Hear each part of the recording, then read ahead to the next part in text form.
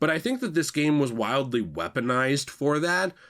And I think it was done so on both sides. Like, there were people ready to defend this game right away because Yasuke is black, and there were people ready to dislike it right away, I think actually for the same reason. There were other people who dislike it because of historical stuff, etc., but I feel like there's a lot of people also just kind of using that as an excuse to be mad at the game. And Yasuke in this game is interestingly, he's treated like garbage. So it's very weird to me where it's like, if you're looking at Yasuke as an example of like, wow, what a strong, heroic character. He was kind of like Black Jesus or like a savior.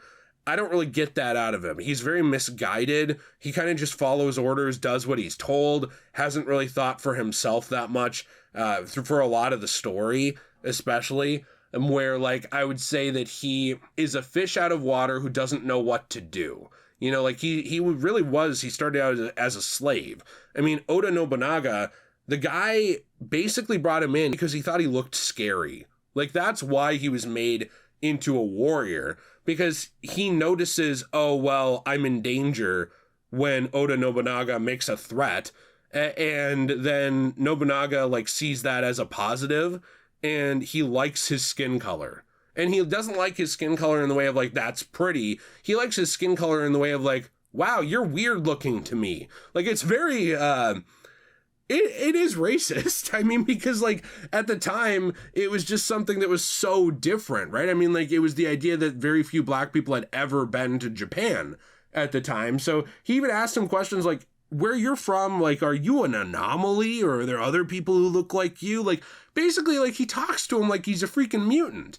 So it's interesting to me playing this. And, you know, like, for the first 12 hours, there's really almost no Yasuke. And even when he is in the game, he's talked to like he's the weirdest person in Japan by people. And I'm not saying that about black people, but what I'm saying is, for people who didn't like this game and who were mad because they were like, why'd you choose the black guy? You know, like, oh, look, they're going to treat him like a savior. He's not at all. I feel like people had a very different understanding of what this game would be and decided on that element of it before the game came out. Now, that's not to say that this guy doesn't have heroic attributes or that he doesn't end up making decisions himself in the story and contributing.